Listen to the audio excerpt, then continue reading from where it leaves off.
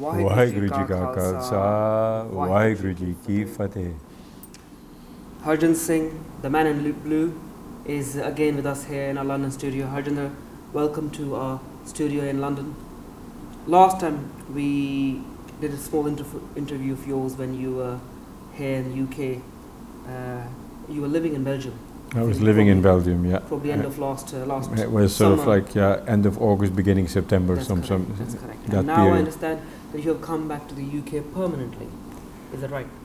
Well, this word permanent, I'm a bit hesitant about it, but I'm not just here on a visit. I've come to live here.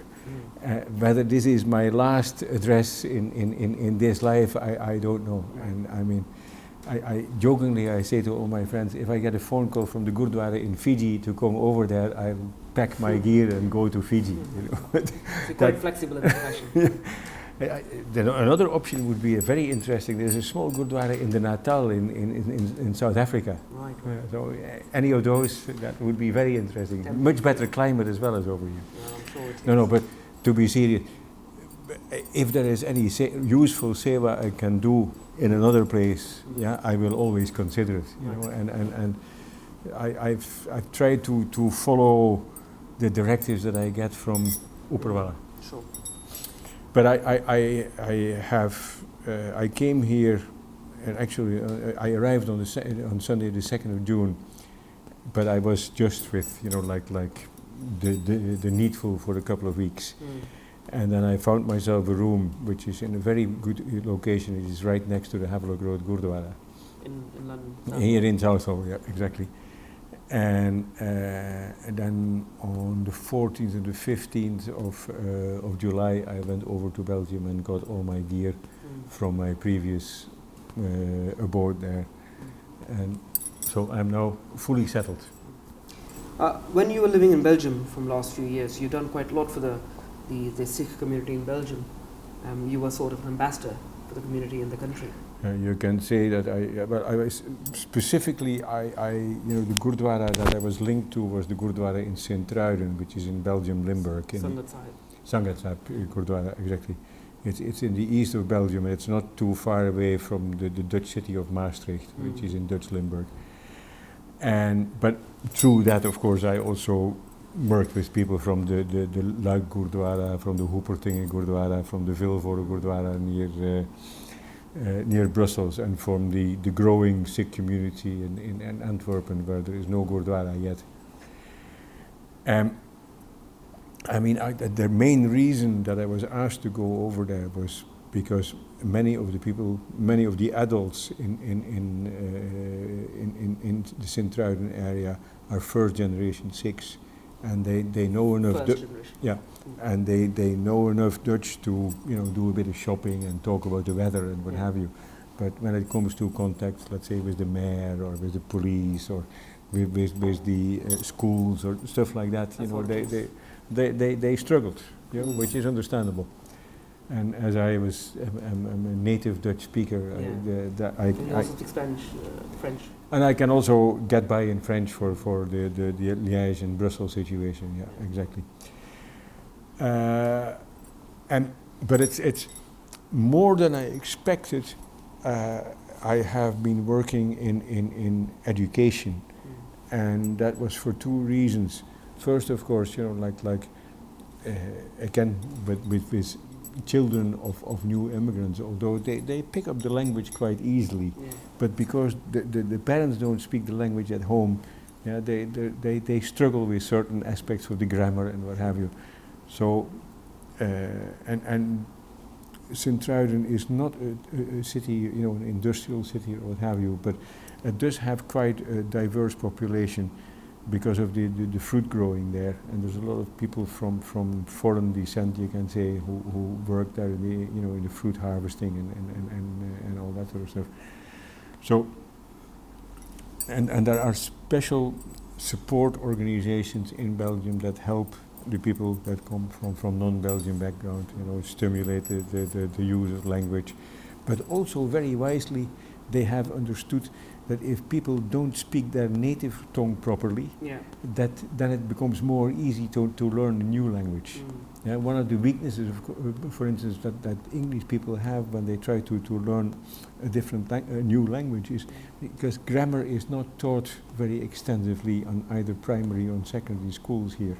And so if you don't know the grammar of your own language, it is difficult to grasp the different grammar of let's say, like Spanish or German or French or what have you. So, and I have enjoyed that work. It was very good, and I met some excellent people. It's the same, like when I worked here in the further education colleges. You work there with people of all different backgrounds, but they all were working around sort of student support, counseling, and all that sort of stuff. And most of these people, they don't just sit there for the money. Yeah, they really care about the students. Same experience I had in Belgium. But there was one sort of dark cloud on the horizon, and that became bigger and bigger as well, which we tried to do something about, but it hasn't worked. Headscarf, headgear. Yeah, exactly. Mainly, of course, as just like in France, not really meant for Sikhs, but meant to have a go at the old Muslims. And that is also sad. I mean, yep. I myself who come from Afghanistan, and I show with solidarity for people who have faith, how they can show either wearing a hijab or wearing a dastar. Yep. It's Exactly. part of your identity, and I think it's really bad, from the French authorities to ban in public places. Also the Belgium authority as well, and I think it's really, really shameful. And we have, I have worked together with local organizations, local NGOs. NGOs that didn't just work with the Sikhs, but also with the Moroccan Muslims or the Turkish community or the Italian Catholics or whatever. There's north of the part where I work is an old mining area, and there were people even from Eastern Europe and from Turkey and from Italy and what have you that worked in that area. That was on the whole working with that kind of organization was very pleasant, and people who really understood the problems of newcomers and were sympathetic towards different cultures and different religions. But when I dealt with the authorities, that there is this sort of basic idea that people have. There's two things that you come across, and the one is that if you, for instance, dress like I do, it means that you are against the Western culture. Yeah, you are, and you are therefore against democracy, for instance, and you're against, what is called Western values. I'm never too sure what they are, but and the other aspect of it is, education in Belgium, because Belgium was a very, like sort of 99% Roman Catholic country.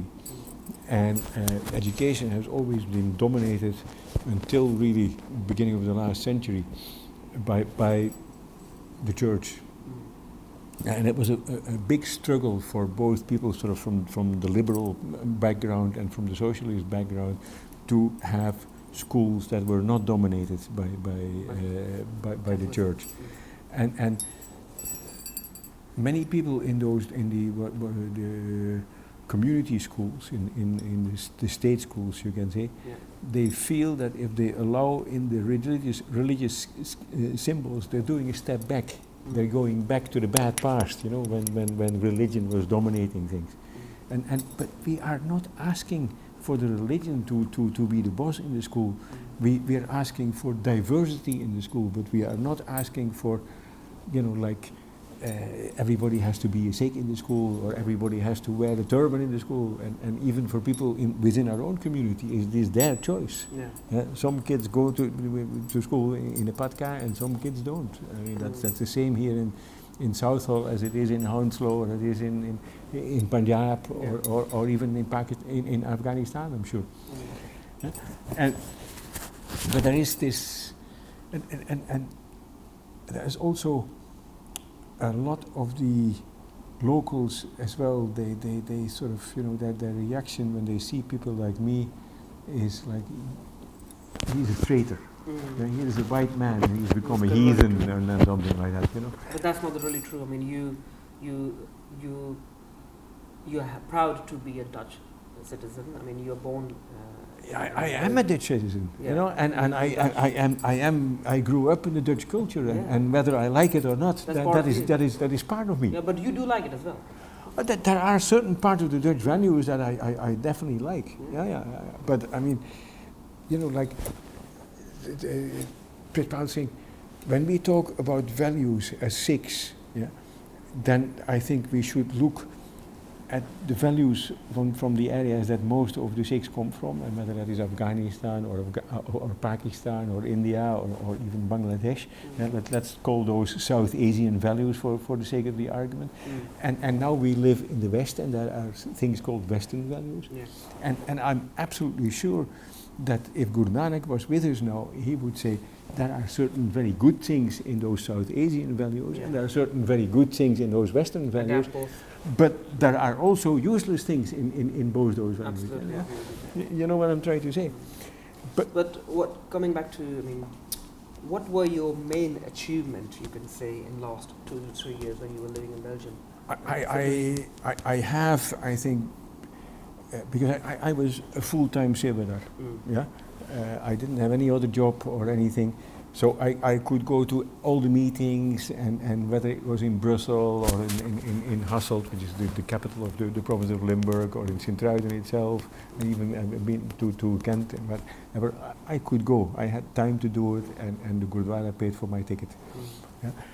And so I've put Sikhs more on the map, because the other Sikhs, and you know, like if you are first generation Sikh or even second generation, you're still working hard to settle yourself in the country, and you don't have time to go to all these meetings and what have you. So in that respect, I've been very useful, and also even within these community schools where we had a lot of problems with over the Durban and that, I have found good people with whom I had very nice conversations and who understood what I was talking about and what have you. We also had there's another group of schools, the free schools, and free schools mainly are Catholic schools. But something like a Sikh school would in the Belgian terms also be a free school, not a community school but a free school. And some of these free schools allowed religious symbols and others didn't. But even within those schools that didn't, I've met people who were very good to talk to, and people who were eager to learn something about Sikhi and what we stood for. So that is the achievement that I'm very happy with. But you also think that now that you are here, that there's a vacuum in terms of person like yourself, who's native, who speak the native language, who understand the culture, to understand the mentality. You know, Pritpal Singh, the sad thing what happened in Sint-Truiden is, and I'm not going to go into the politics of it, but towards the end of my stay there was a quarrel within the Gurdwara, within the Sint-Truiden Gurdwara, and most of the people, most of the local Sikhs that helped me in my project and who were being trained to take over part of my work there, with the help of the local NGO. They were of one party, and so it was my aim, and it seemed that I was going to achieve it, to have a legacy of not one Harjinder Singh but 10 Harjinder Singhs, who they're all called by different names. So both people, sort of adults and youngsters who grown up in Belgium, and that was going in the right direction, but because of the quarrel, that has, I think, the spanner in the wheel is the expression that we want, and that is very sad. That is, but I'm sure you still have contacts with those people, and sure, they can come back to you and ask you for advice and guidance. And those organizations that support newcomers, they are still there, and they're still willing to help the Sikhs. So once things get calmed down and what have you, it can be taken up. But it's, you know, I was a bit disappointed about it, as you can imagine. Now coming back to the UK now, Right. since you've been back here very recently, what are your plans? What have you done so far, and what do you think you're gonna do? Well, I was, even when I was in Belgium, a couple of people approached me and said, you know, there will probably be some kind of job with you, either for the Sikh Federation or with the Sikh Council. And In the UK. in the UK. Mm. And that has worked out. When I came here, I didn't have a room, and I stayed with the Harjinder Singh for a while, which was very helpful in this respect. Mm. And I had long conversations with him. And as the result of that, I am now, officially I am a consultant to the Sikh Federation. Right. I still work, you know, as I used to do before, Mm. as a self-employed person. Mm. And I give advice and help the Sikh Federation. I don't have a desk in an office or something like that. I work from home, Freelance. or I attend meetings or what have you. And that is part-time. That is like, well, if you translate it in a 7-day week, I have to work 3 hours every day. Or if I want to do a 5-day week, then it is 4 hours. Does it your new job has to do more with the liaising with the MPs and? Well, that is the political Local side. Yeah. government. There is a lot of it which will be linked with politics, both with European politics, with Brussels, and with Westminster. Mm. Yeah. And we also, within the Sikh Federation, there's been sort of, you know, that we have made a structure, you can almost say a federal structure, insofar that there is like the London region, you have the northwest and the northeast and the Midlands and what have you. Mm. And within that structure, the southeast and London, for instance, they are in charge, the lead group on contacts within the UK with the UK Parliament. Right. There is another region that is the lead group for EU lobbying, etc. Yeah, so, but I work with all the groups. All the groups. Yeah. So I mean, I can give them support, and you know, if they're looking for addresses and what have you, and also. Because you speak quite a few European languages, Yeah. that would be. But really I'll give you a simple example. Just after I came, we went to Brussels Mm. for a European lobby. Right. Yeah, and there were a number of 5 resolutions were adopted in that meeting in the European Parliament, which was actually the first full meeting we had there, where everybody was allowed to go in with their kirpan.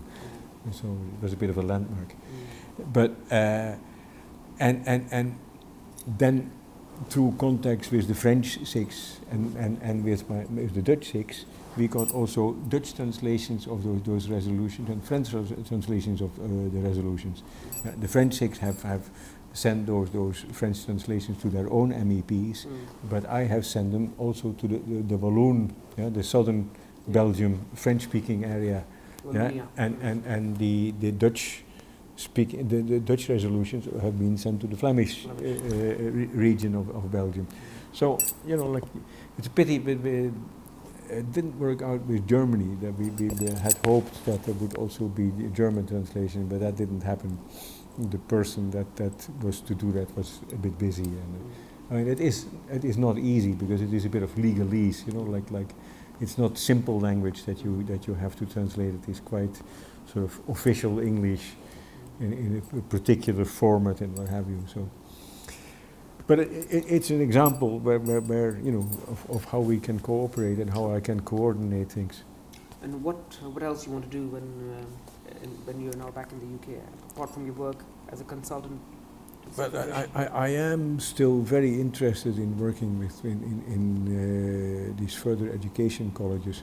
The organization that I used to work with, Faiths and Beliefs, yeah, in both in plural, in further education, that has still some funding, but not by no way as much as we used to have. So we can do still some activities there. And as I'm only part-time for the Sikh Federation, there is some space to work there. And I mean, like, I was talking to you about Jagdish Singh from who used to live in Slough, and I'm not too sure where he lives now. I think he might have gone back to Coventry, but he's always been very active around 1984, the Sikh genocide and all that sort of thing. And I attended one of the meetings that he had a hand in organizing the other day. So I am available for seva, and if people think that they have something that might be, where I might be useful, then they can always contact me. And the worst thing I can say is, sorry, no time. Yeah, but at present you got scope.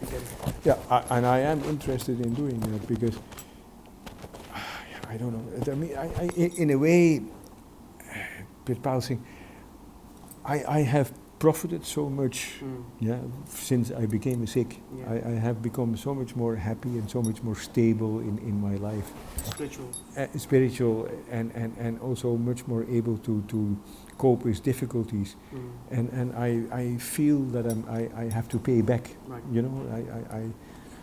I am very happy to do seva for the Sikh community, but I don't want it to be too narrow. Right. Yeah, just like in Belgium, when I was busy on the turban issue, I made a link with some Moroccan groups who were very sensible and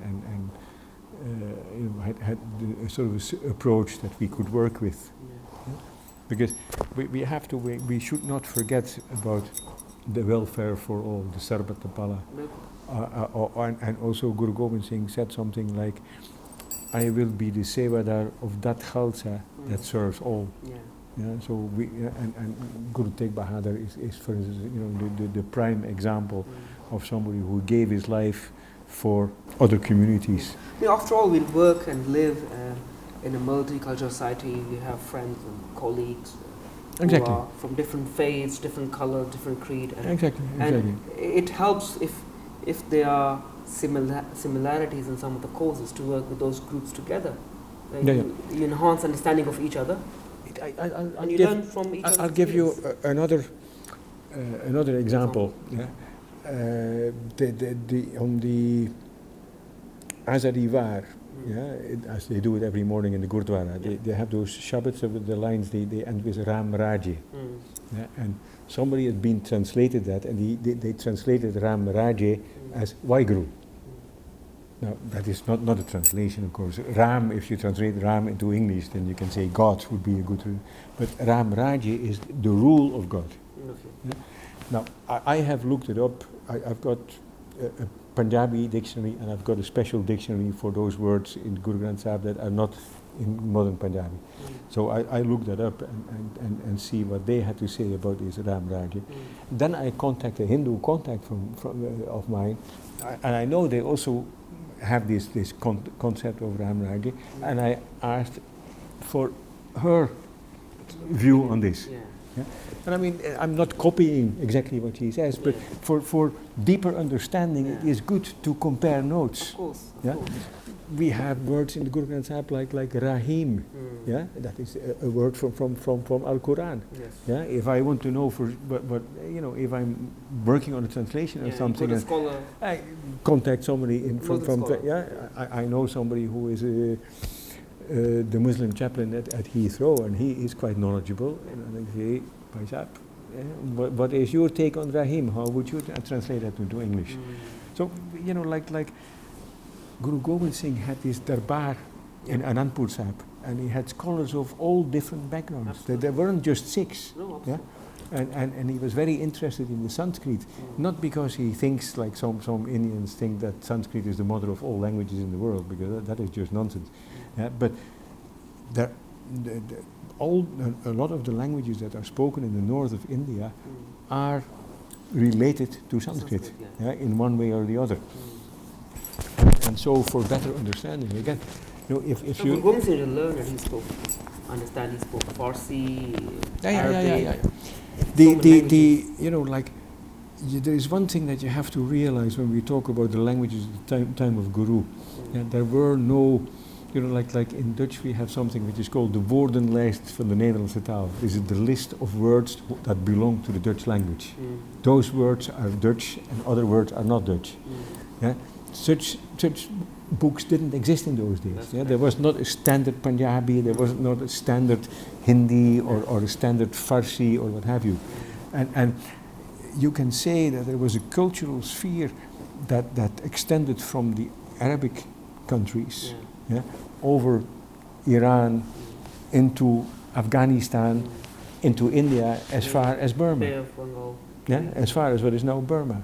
Yeah, and so and words from all the languages from that area you find in Punjabi. Yeah, we do. Well, because Punjabi was one of the, so the in between areas. It was most people that came from the West, whether they came as traders or as conquerors like Iskander, yeah, they came either through Afghanistan or they came through Balochistan or they came from the north, the Silk Route went to the north of Afghanistan and then into China, and then South. there was a branch of south, to the Karakoram, what is now the Karakoram highway, Gilgit.